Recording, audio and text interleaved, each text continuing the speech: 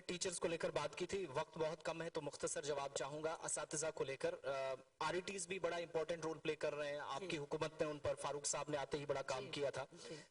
R E Ts کی transfer policy نہ ہونا, ایک بار بار وہ پوچھا جاتا ہے کہ کیا اس پر حکومت کر رہی ہے. اور اسی کا پارٹ بی کوشچن کا, جو سیزنل ٹیچرز ہیں, اب ونٹرز سے نکل کر ہم سمرز کی طرف جائیں گے, دور دراز علاقوں میں نظام تعلیم ایک طرح سے 30-40% ان کے ہاتھوں میں ہوگا جموں کشمیر کی جہاں تک بات ہے.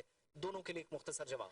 دیکھیے, ایک میں سب سے پہلے R E T teacher, R E T scheme شروع کی ہے فاروق عبداللہ صاحب, میں ان کو مبارکباد دینا چاہتی ہوں. وہ اتنا, میں سمجھتی ہوں وہ اتنا اچھا کنسپٹ تھا.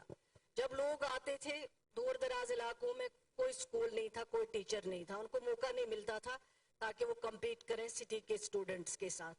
لیکن فاروق عبداللہ صاحب کی کیبنٹ میں اس وقت یہ فیصلہ لیا گیا, اور ایک آر ای ٹی سکیم جس میں لاکھوں نوجوانوں کو روزگار کے ساتھ ساتھ بچوں کو تعلیم ملی. جہاں بچے پڑھتے نہیں تھے, لیکن جب آر ای ٹی ٹیچر اور سکول وہاں پہ کھولا گیا, کافی بچوں نے تعلیم حاصل کیا. اب ان کی ٹرانسفر پالیسی کی بات ہو, وہ چل رہی ہے سالوں سے, اس پہ غور خوض ہو رہا ہے, کئی گورنمنٹ آئے, کئی گئے.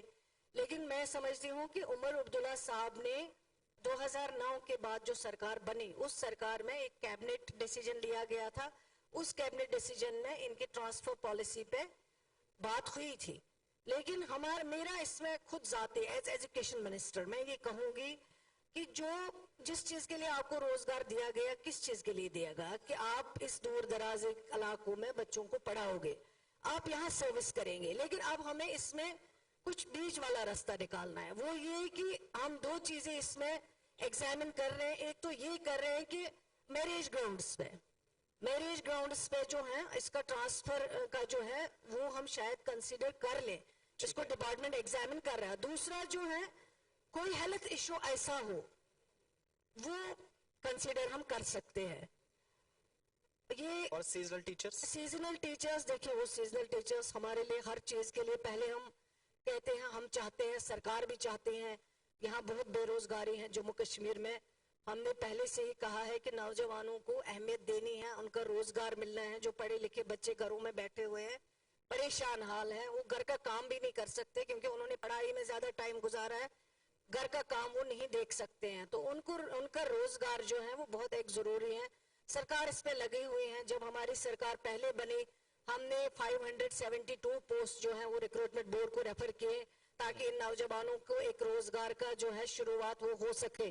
سیزنل ٹیچرز کی جہاں بات ہے, سیزنل مینز وہ 6 مہینے کے لیے لگتے ہیں, اور 6 مہینے کے لیے وہ ایسے ایریاز میں پڑھاتے ہیں جن ایریاز میں صرف یہ سکول only for 6 months کھولے جاتے ہیں تاکہ وہاں پہ یہ تعلیم دے سکے.